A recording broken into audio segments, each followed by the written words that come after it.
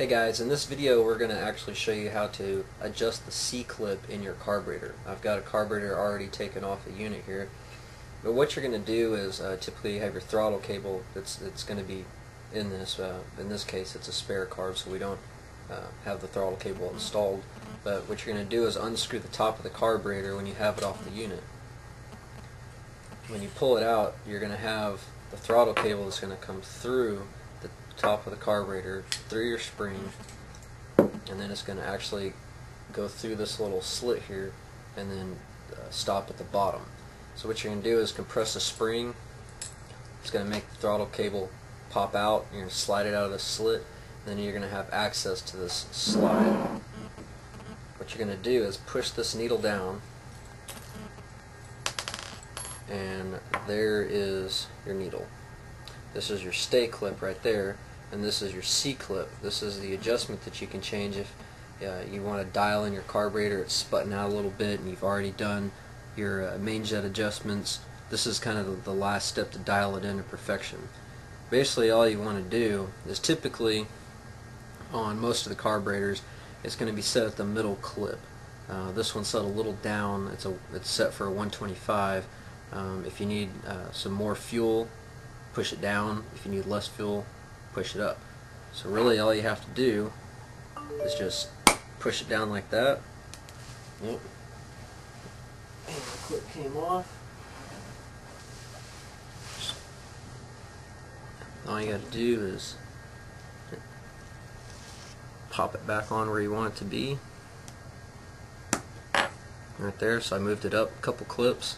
That will give you less fuel. Stick that back in, put it back in the hole. This is your stay clip. You're going to stick this back in there, right there, so you can see it actually keeps this from popping, keeps the needle from coming back up. And then you put your spring back in like that, so your throttle cable would actually be all the way through here. And all you gotta do is just stick it back in here, and whenever you stick it back in, there's two positions. There's this the long slit, and then you got a short slit. If you look inside the carburetor here, if you put it in the right way, it's going to go all the way down. That's the correct way. If you put it in the wrong way, it's going to stop about right there. It won't go down all the way. If you do this and you try to start your unit, it's going to basically be like you're at full throttle. So make sure the carb slide goes down all the way, and then you know that it's correct. And put it all back together, and that's how you adjust your C-clip on the needle.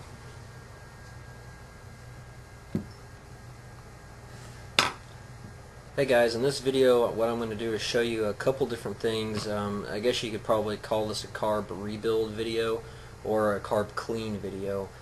Sometimes what can happen whenever you have a carburetor is the floats inside the bottom of the bowl will get stuck, your main jet, pilot jet can get stuck, and your needle seat valve can get stuck. So what I'm going to do is show you how to adjust all of these things and clean it so that way you get your unit working again. If your unit's sat for a long period of time, then this is probably where you're having the problem. So what you're going to do is take your Phillips head and you're going to unscrew the 4 bolts on the bottom of the carburetor here. Make sure that your gas is turned off, and you usually want to take the carburetor completely off the unit. This way you won't have gas just pouring all over you.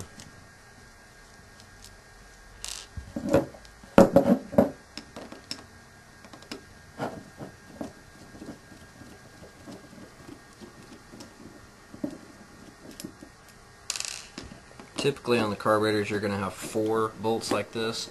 Some carburetors you'll have 2 bolts. Either way, it doesn't take that long to get the bottom of the bowl off.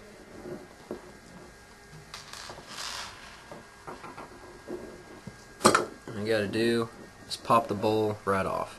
You have a gasket right here, which sometimes if your carburetor is leaking, if it was together and it was leaking out of here, then chances are you need a new seal. Typically though, these don't really go bad. If you look down here, this is where a lot of times you can get stuff gummed up. You want to make sure this bowl is completely cleaned out whenever you do a carb clean. If you have gas actually leaking out of right here, this is the drain off valve, then what you can do is unscrew this completely, clean everything up, put it back in, because a lot of times the dirt and grime can actually make the seals bad, and by cleaning that you'll stop gas from leaking out of here.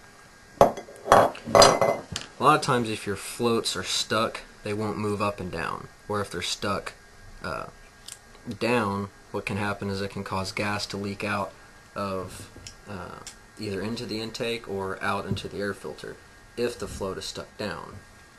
There's a valve right here that goes up and down, and when it's up it lets gas come in the carb. When it's down and full, then it stops gas from coming out. A lot of times the gum buildup can get right here and make it just stuck open. That's going to actually make the gas leak out from the intake or the air filter. If that's not the problem and you're not getting gas into the carb at all, you can take your float off. This is your needle seat valve. This right here, when you pull it out, sometimes you can get gum, just old gas can get stuck on this right here, and then it's actually stuck in there. What you have to do is pull it out. You have to clean all in here, and then clean this, usually with a wire brush, sandblaster. You can clean it with a little screwdriver here. Just break up all the old gasoline, and then stick it in till it's as easy to pull up and down as this right here.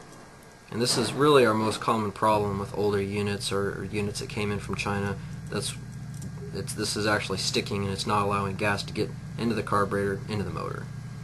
So once you have that cleaned and all back together, the next two things that can be bad is you have your main jet right here, and then you have your pilot jet.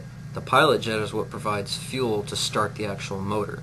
Once the motor's actually started, it goes to the main jet, which provides you the gas to actually run the unit. If either one of these are clogged, then you're not getting gas to the unit. All you have to do is unscrew these right here, and then if you can't see through them, which you won't be able to see on camera, but if you can't actually see through them, then the chances that that means they're clogged. So what you're going to have to do is either stick like a wire brush through there, go to a shop and have them sandblast it, and get to the point where you can actually see through it. And once you can see through it fully, then you know it's clean. So then you can do that to the pilot jet and the main jet. This typically needs to be done whenever you get your unit right off, is do a carb clean. Most manufacturers, like even the Honda dealerships, Yamaha dealerships, will do this because in the process from the units being tested, the gas drain, then getting to the dealership, you've got just some residue built up, and they clean these to make sure that the residue is actually gone, and the unit's going to run fine. Once you have your main jet and your pilot jet back in, and then you've got your needle seat valve here put together, and it's going up and down good, then all you got to do is just put your floats back in, which would kind of be a tough process sometimes. Probably the best way to do it is to actually put the needle seat valve on the float and then just come down right on top of it. You can put this right back in there like that. What's a good cleaning material you would use when you're cleaning that out? Typically you want to just use carb cleaner. They have like super carb cleaner. I mean, you can use brake cleaner. Brake cleaner is really good. If you have a bunch of residue in here, it'll clean it out usually a lot better than the carb cleaner will actually work.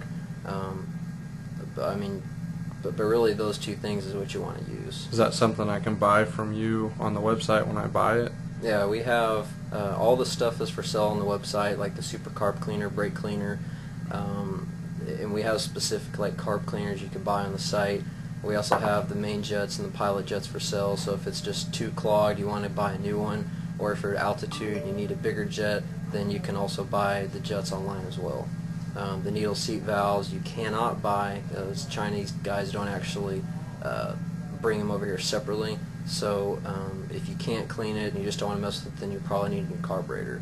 If your carburetor's been sitting for say a couple of years, then the chances are that the actual internals from when the gas goes into the inlet valve here to the point where it comes down and rotates down and then actually comes out of this hole. Sometimes it can be gummed up in between from here to here, and then there's really no way to fix that. So you just have to, unless you have like a little snake brush that looks like a little snake wire brush, then you just need to go ahead and get a new carburetor, and then that'll take care of the internals of the actual carburetor. But other than that, if you have any questions, feel free to visit us on our maintenance website, and I'll be glad to help you out.